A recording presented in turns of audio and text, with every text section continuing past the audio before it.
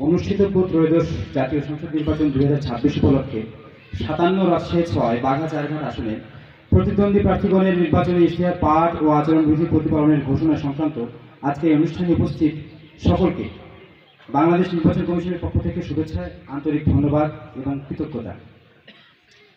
আজকের এই অনুষ্ঠানে আমি অনুষ্ঠিত জাতীয় সংসদ নির্বাচনের আচরণ বিধিমালার মূল বিষয়গুলোকে একটু ফোকাস করার চেষ্টা করব।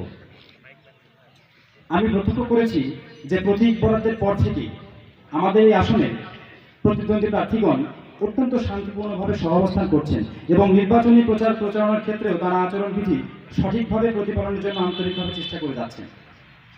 আমি আশাবাদী আমাদের সম্মানিত ভোটারগণ সম্মানিত প্রার্থীগণ ভোট গ্রহণ প্রক্রিয়া শেষ পর্যন্ত তারা তাদের এই আচরণবিধি মেনে চলবেন এবং বাংলাদেশ নির্বাচন কমিশন থেকে যে আসবে সেগুলো আপনারা যথাযথভাবে পালন করবেন।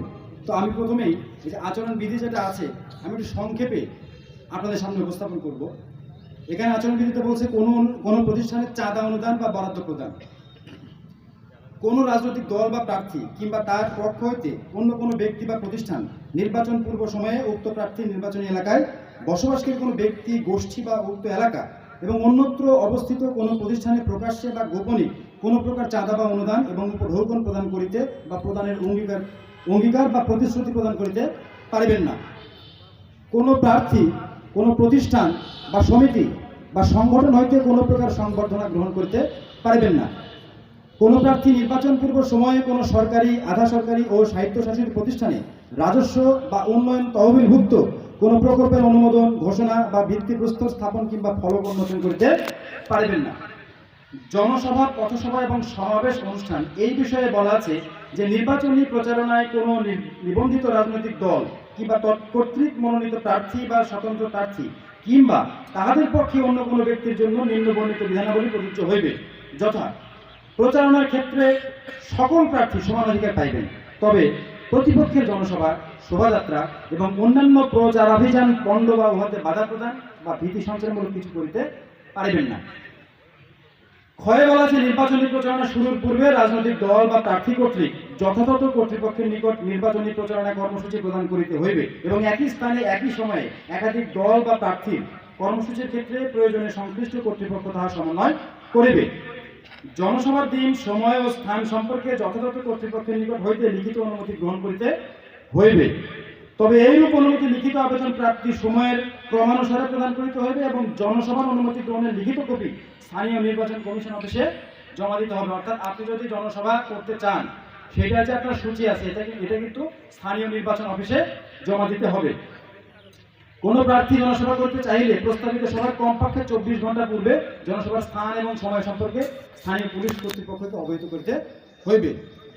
জনগণের চলাচলে বিঘ্ন সৃষ্টি করতে পারে এমন কোনো স্থানে, যেমন সড়ক, মহাসড়ক, জনপথে জনসভা বা পথসভা কিংবা কোনো ধরনের সভা সমাবেশ করিতে পারিবেন না এবং প্রার্থী বা দলের পক্ষে অন্য কোনো ব্যক্তিও অনুরূপভাবে জনসভা বা পথসভা করিতে পারিবেন না। লিফলেট বা হ্যান্ডবিল, পোস্টার, ফেস্টুন, ব্যানার এবং বিলবোর্ড ব্যবহারের বিষয়ে বলা আছে যে কোনো প্রকার পোস্টার ব্যবহার করা যাবে না যেটা আপনারা ব্যবহার করেন না। অপচনশীল দ্রব্য যেমন রেক্সিন, পলিথিন, প্লাস্টিক তথা পরিবেশের জন্য ক্ষতিকর এরূপ কোনো উপাদান তৈরি কোনো প্রচারপত্র, লিফলেট বা হ্যান্ডবিল, ফেস্টুন বা ব্যানার এগুলো ব্যবহার করা যাবে না।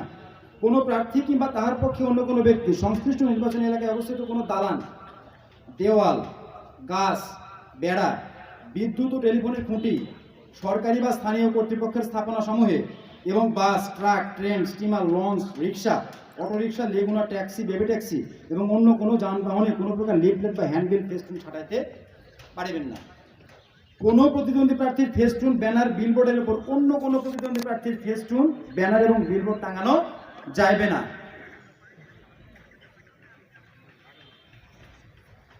ভোটার স্লিপ ব্যবহার, আপনারা ভোটারদেরকে ভোটের দিন যে স্লিপটা দিবেন এটার বিষয়ে একটি নির্দেশনা আছে, সেটি হচ্ছে ভোটারের নাম, ভোটার নম্বর এবং ভোট কেন্দ্রের নাম উল্লেখ করব ভোটার স্লিপ আপনি প্রদান করতে পারবেন। তবে একটু খেয়াল রাখবেন যে ওই ভোটার স্লিপটি যার পিছনে প্রার্থীর নাম বা ছবি থাকবে না, সংশ্লিষ্ট পদের নাম থাকবে না, প্রতীক থাকবে না বা প্রার্থনা করিয়া কোনো কথা বা এরূপ ইঙ্গিত বহু কিছু উল্লেখ করিতে পারিবেন না, যেটা ভোটের দিন আপনারা দিবেন ভোটারদের হাতে ভোটার স্লিপ, সেটার বিষয়ে বলা আছে। যানবাহন ব্যবহার, মিছিল ও শোডাউন কোনো নিবন্ধিত রাজনৈতিক দল কিংবা তৎকর্তৃক মনোনীত প্রার্থী বা স্বতন্ত্র প্রার্থী কিংবা তাদের পক্ষে অন্য কোনো ব্যক্তি নির্বাচনী প্রচারণায় কোনো বাস, ট্রাক, নৌযান, মোটরসাইকেল কিংবা অন্য কোনো যান্ত্রিক বাহন সহকারে কোনো মিছিল, জনসভা কিংবা কোনোরূপ শোডাউন করিতে পারিবেন না। আর নির্বাচনী প্রচারে যানবাহন সহকারে কিংবা যানবাহন ব্যতীত কোনো ধরনের মশাল মিছিল করা যাবে না। এবং নির্বাচনী প্রচারণায় আপনারা ড্রোন দেখেছেন, আপনারা এই ড্রোন বা কোয়াড কপ্টার বলি আমরা, এই ড্রোন বা কোয়াড কপ্টার কোনো ব্যবহার করা যাবে না। দেয়াল লিখনের বিষয়ে বলা আছে কোনো নিবন্ধিত রাজনৈতিক দল কোনো দেয়ালে লিখিয়া বা অঙ্কন করিয়া কোনো প্রকার নির্বাচনী প্রচারণা চালাইতে পারিবে না। গেট, তোরণ, প্যান্ডেল এবং ক্যাম্প স্থাপন ও আলোক সজ্জাকরণের বিষয়ে বলা আছে যে কোনো গেট বা তোরণ নির্মাণ করিতে পারিবেন না। এবং চলাচলের পথে প্রতিবন্ধকতা সৃষ্টিকারী কোনো সামগ্রী স্থাপনা বা কোনো স্থাপনা নির্মাণ করতে পারিবেন না। 400 বর্গফুটের অধিক স্থান লইয়া কোনো প্যান্ডেল তৈরি করিতে পারিবেন না। প্রচারণার অংশ হিসেবে কোনো প্রকার আলোক সজ্জা করিতে পারিবেন না। কোনো সড়ক কিংবা জনসাধারণের চলাচল ও সাধারণ ব্যবহারের জন্য নির্ধারিত স্থানে নির্বাচনী ক্যাম্প স্থাপন করিতে পারিবেন না। একজন প্রার্থী দলীয় বা সহযোগী সংগঠনের কার্যালয় নির্বিশেষে প্রতিটি ইউনিয়নে বা প্রতিটি পৌরসভা বা সিটি কর্পোরেশন এলাকার প্রতিটি ওয়ার্ডে, অর্থাৎ বাগার চারঘাট যদি আমরা বিবেচনা করি তাহলে এখানে প্রতিটি ইউনিয়নে বা প্রতিটি পৌরসভার প্রতিটি ওয়ার্ডে একটির অধিক নির্বাচনী ক্যাম্প অথবা কোনো নির্বাচনী এলাকায় একটির অধিক কেন্দ্রীয় নির্বাচনী ক্যাম্প স্থাপন করতে পারিবেন না। অর্থাৎ বাঘা চারঘাট মিলে যেহেতু একটি আসন, এখানে কেন্দ্রীয় ক্যাম্প হবে একটি, এবং আপনি কি করবেন ইউনিয়নে বা পৌরসভার প্রতিটি ওয়ার্ডে একটি করে নির্বাচনী ক্যাম্প স্থাপন করতে পারবেন। বিলবোর্ড ব্যবহারের ক্ষেত্রে এখানে বলা আছে যে কোনো ধরনের বিলবোর্ড ব্যবহার করা যাবে, তবে বিলবোর্ডের প্রচারণার অংশের আয়তন অনধিক 16 ফিট বাই 9 ফিট হইতে হবে।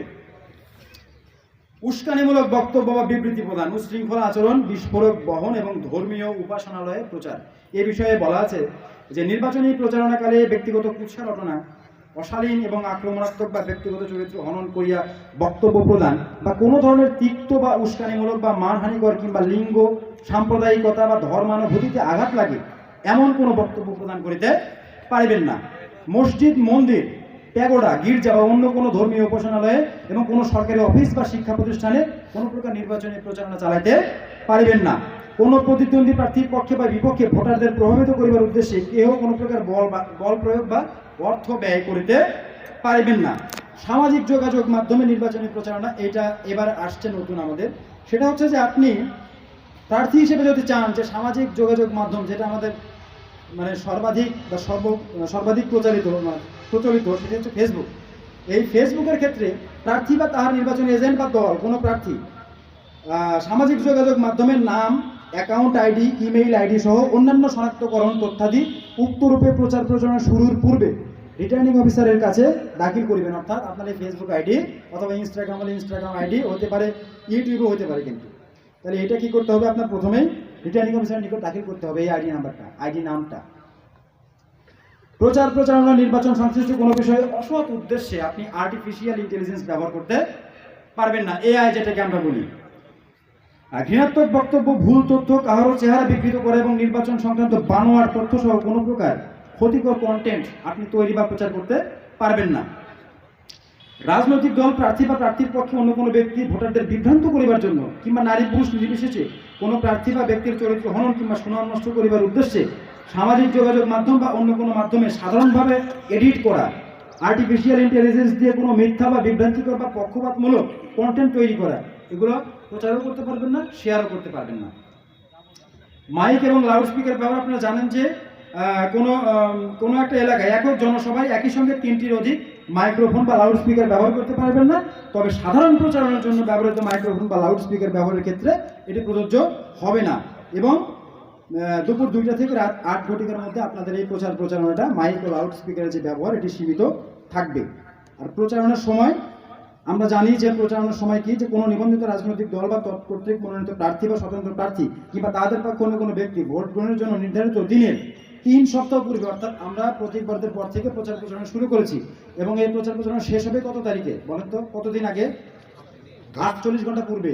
ভোট গ্রহণ 12 তারিখ, তাহলে 12 তারিখ থেকে 48 ঘন্টা পূর্বে এই প্রচারণা শেষ হবে এবং শেষ হওয়ার পর প্রচারণা সামগ্রী অপসারণ, অর্থাৎ ভোট গ্রহণ সমাপ্তির পর 48 ঘন্টার মধ্যে আপনার নির্বাচনী এলাকায় ব্যবহৃত নিজ নিজ প্রচারণা সামগ্রী নিজ দায়িত্বে আপনাদের অপসারণ করতে হবে। আর ভোট কেন্দ্রে প্রবেশাধিকার, আমি সর্বশেষ পয়েন্টে বলবো যে ভোট কেন্দ্রে প্রবেশাধিকার, ভোট কেন্দ্রে নির্বাচনী কর্মকর্তা ও কর্মচারী, প্রতিদ্বন্দ্বী প্রার্থী, নির্বাচনী এজেন্ট, পোলিং এজেন্ট, নির্বাচনী পর্যবেক্ষক, কমিশন কর্তৃক অনুমোদিত ব্যক্তিবর্গ এবং কেবল ভোটারদের প্রবেশাধিকার থাকবে। কোনো রাজনৈতিক দলের বা প্রতিদ্বন্দ্বী প্রার্থীর কর্মীগণ ভোট প্রদানের উদ্দেশ্য ব্যতীত ভোট কেন্দ্রের অভ্যন্তরে প্রবেশ বা ঘোরাঘুরি করতে পারবে না। আপনাদের পোলিং এজেন্ট ভোট কেন্দ্রে থাকবে, প্রতিটি ভোট কক্ষে থাকবে, আপনি বা আপনার নির্বাচনী এজেন্ট ভোট কক্ষে যেতে পারবে।